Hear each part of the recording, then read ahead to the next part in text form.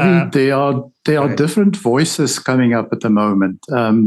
Voices that say, well, we have experienced now the last 30 years of a top-down economy, but it's time to reverse that and start with smaller communities and make and build robust communities, resilient communities like small towns and villages and so on, to build the economy from the bottom up.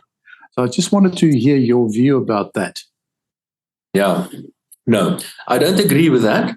I think the point and I think the underlying message in this question is that inequality is very high in South Africa, and we have to reduce inequality. We have to put the emphasis on growth and the poor. I think inequality is the issue here. So that's the elephant in the room. So if we accept that it's a question about inequality, then just to see what the experience of other countries were. The biggest levels of inequality in the world is in poor countries. Extreme levels of inequality. Guinea, for example, Equatorial Guinea is a very good example. We've got a president and his son that owns everything, and the rest owns nothing. That's extreme forms of inequality. And poor countries, as a rule, are quite unequal. And there are many examples. Sub-Saharan Africa is a very good example, very high levels of inequality. And as countries become wealthier and wealthier, quite often what happens, inequality increases initially. And then when you reach a certain level of development, then inequality starts getting less and less and less. And eventually inequality is a much less of an issue. European countries is a very good example. They are very, very equal. So I think the approach must be do whatever is necessary, and the emphasis must be to get the economy to grow. And once your economy starts growing, I don't care about inequality. What I care about is the poor people getting better off. I don't care if the rich people get much, much better off, as long as poor people are a little bit better off. And the poor people can only be better off if the economy grows. This is corporate income tax in South Africa. Who is paying the corporate income taxes in South Africa? Now, there, look at the left-hand side. Those are the number of corporate income tax payers. That's companies in South Africa. And there are 0.09% over there, corporates in South Africa. The total number of those corporates are, let me just close this, 707, I think it's 700, I can't see it on the right. Yeah, 770 companies in South Africa pay 2/3 of all company taxes. Wow, that's amazing. That is amazing. Now, where's that money going to?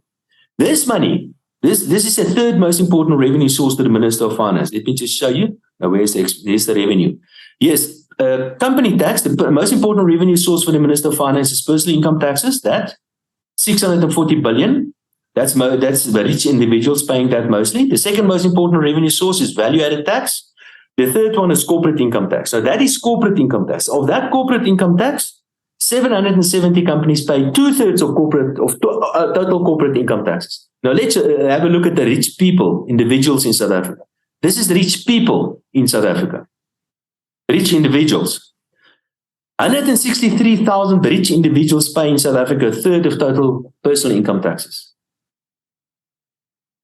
Okay, and you can go down. There's this various slides and so on. So when you go to states, where's the money going to? This is where the money is going to. The bulk of this money is going to education, most of it, and then to social protections, that's the various grants, and then to some other stuff as well. Education is another important one, and health services over there is all important. Now, the point I want to make is that most taxes in South Africa are being paid by rich people and by rich companies. They pay all these taxes, and just about all these taxes are going to poor people. And without those rich companies, we would not have been able to pay this education and social services and health services and all this sort of stuff for mostly poor people in South Africa. So you're not going to get, do you think you're going to create a successful company in a small rural village somewhere that can compete with the world's best? The answer definitely no. You're not going to do that. What you should be doing, keep on doing this. Put more emphasis on the success of these large businesses. Try to get more rich people. And more successful big companies. And that will eventually start pulling up the poor as well. Right. I think maybe the way to just put a slight spin on what you said. You see, it's not about poor people suddenly becoming rich. In my mind, at least, what we hear is that slowly, there's an initiative for what you call poor people to take the initiative to help themselves, as well as be helped by government, as you showed. And so I think the point is, give the person a fish or teach them how to fish. I think this is the discussion. But your point is valid, because the income at the moment comes from the top, and that's the way it is. But we shouldn't discount self-help. I think this is the point here. Certainly not. Now, of course, but the state that doesn't mean the state shouldn't do anything. I think I'm very much in favor of the state providing good skills development. So that's what it's crucial. No, I'm not talking about the tertiary education. I'm talking about primary education. Start where it matters. So yes, of course, you have to be there. But you can provide other things as well. Good infrastructure, for example, a safe environment, that sort of stuff. But to try to start a world-class family in some rural country, it's just not going to work. It's just not going to work. There are not roads, there's no electricity, there's no skills, nothing there. Great. Dawie, I see we're running out of time. This has always been interesting as always. Thank you so much. I think to put a summary on this, and you can perhaps correct me if I'm wrong, but what you seem to be suggesting, there's a lot of problems, especially in the short terms, but they're planting the seeds of growth for the long term, like Pan also suggested. There's dalk die trog, maar things are looking up in the future, because some would say, ons is so ver agter, ons is eintlik alweer voor. And that's but what I'm just concerned, Donald, yes, in a way, but getting there, we are going in a certain direction, and this direction is inevitable. But the politicians, especially the ANC, is standing in our way. They're not going to be successful in stopping us. But this process of getting where we're going to anyway is really making, the ANC is really making life very, very difficult for us, and it's causing damage in the meantime. Before we're going to get there. But I am very concerned that things can really go really horribly wrong. And perhaps, I did mention, I think, that we've got 30 million people receiving an income from the state.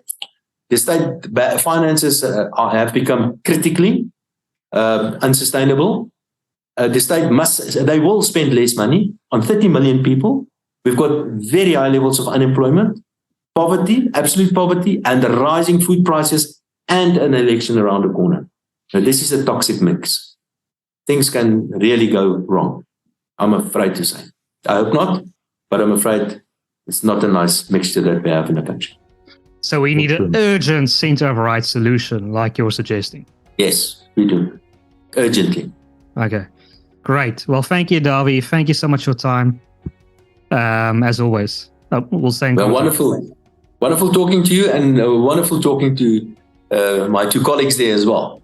Great. Leon Thank you, and Dawie. Thomas. Thank you.